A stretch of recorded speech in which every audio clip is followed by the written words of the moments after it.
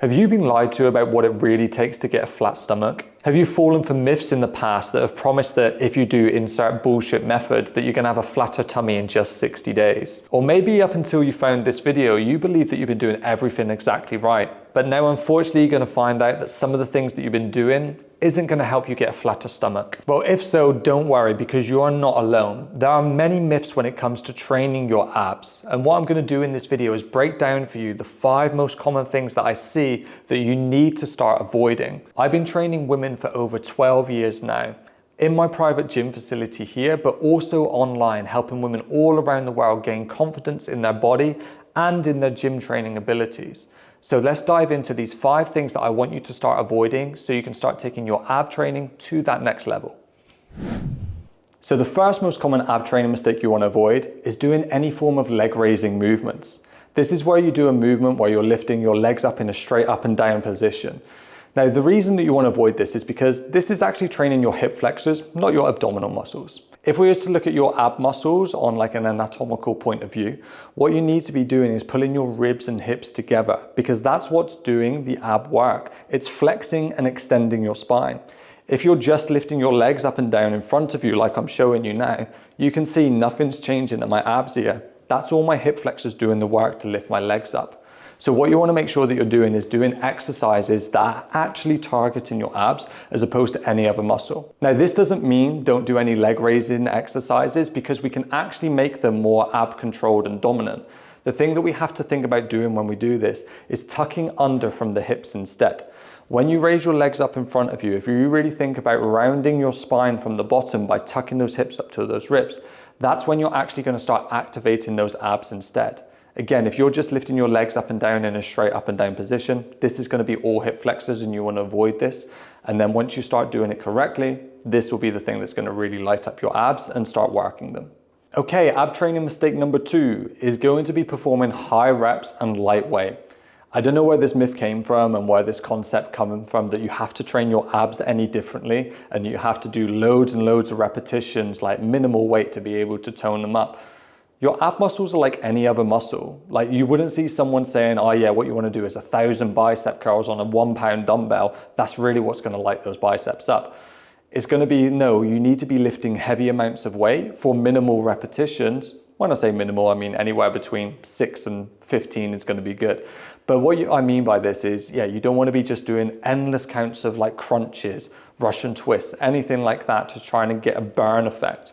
What you actually want to be doing is training them like you would train any other muscle, putting some serious weight behind them, making sure that you're progressively overloading, increasing the reps, increasing the weight, and this is what's going to actually build a nice defined stomach as you start progressing through those exercises.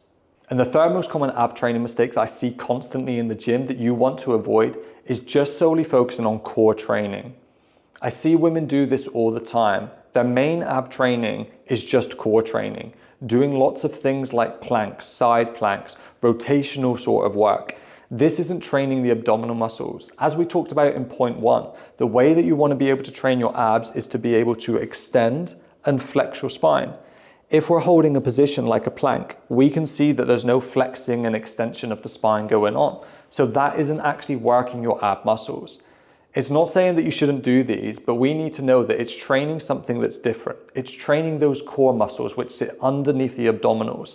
So yes, still keep core exercises in your program, but what we want to make sure that we're doing is we're getting an equal balance of core work, but also doing those abdominal work if you're wanting to tone up that 6-pack area instead. And this 4th ab training mistake like really grinds my gears, and I see it happening all the time. The bad thing I see is like trainers and like class instructors preaching to do this sort of thing.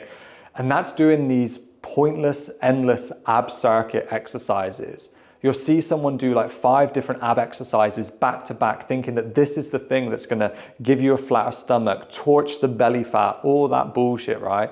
And this isn't the way. Again, if you was to train your quads, your glutes, whatever it was, you wouldn't stick 5 exercises back to back using just your body weight. You know that that isn't sufficiently going to tone up your legs. What you would do is you would get a heavy amount of weight for your Romanian deadlifts, for your Bulgarian split squats, and doing again around 6 to 15 repetitions.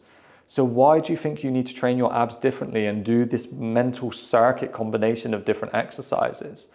Again, what we want to be able to do to really work your abs and to be able to see good changes there is you need to be taking them through progressive overload and training them with proper amounts of weight and adequate rest as well. And that fifth and final most common ab mistake that I see people making is thinking that abs are made in the kitchen. Now again, this is a myth that gets pushed around in this fitness industry, is the abs are made in the kitchen, right? And again, if we compare your abs to any other muscle, you're not going to turn around and say, oh, your quads, yeah, they're made in the kitchen. Or your glutes, made in the kitchen. Shoulders, made in the kitchen. No, they're made in the gym from lifting heavy weights. And again, the abs are no different. They're exactly the same. They're made in the gym. So you need to be focusing on training them hard in the gym and progressively overloading over time. Now, there is some truth towards this thing in the sense that you're not going to see your abs unless you focus on your nutrition. You can have an amazing six-pack, right? But if you've got a layer of body fat over the top that's covering them up, you're never going to see them. So you are going to need to focus on your nutrition to dial back the body fat. But that's what it is cutting back body fat. It's not building your abs, right? So yes, you need a good combination of ab training exercises and also a good nutritional diet and strategy to be able to strip off body fat so you can see them. And if you made it to this part of the video, you are lucky, because I've just remembered one more thing that I see people making and doing wrong all the time when it comes to that ab training. And that's thinking that they can train their abs every single day. Again, this is a myth. Like, you can't train them any differently. You wouldn't train your glutes every day. You wouldn't train your back every day. It needs recovery just like any other muscle group. So you want to be putting effort in, training really hard, lifting weights. But then after that, you want to allow them to recover so they can come back stronger, and then you can try and lift heavier weights. So don't try and train them every single day, because this is only going to end in upset and they're never going to recover so you can get the most out of the training for them. So just to reiterate to you, as long as you start focusing on progressively overloading and training your abs like any other muscle, if you focus on your nutrition to help you strip back body fat, and each week you try and progress in the weights that you're lifting, this is going to be the best thing that you can do to eventually achieve that flat stomach that you're wanting to do. Anything else that you see pop up on Instagram, pop up on YouTube, make sure you avoid this and just focus on these sole three things, and I promise you'll be okay, and that will help you get to the next level. If you enjoyed this video and you want to make sure that you're getting the most out of your training and avoiding all the mistakes that you can in the gym, then you're probably going to want to watch this video here, because this is going to show you some of the most common exercises that I see people doing that should be avoided at all costs.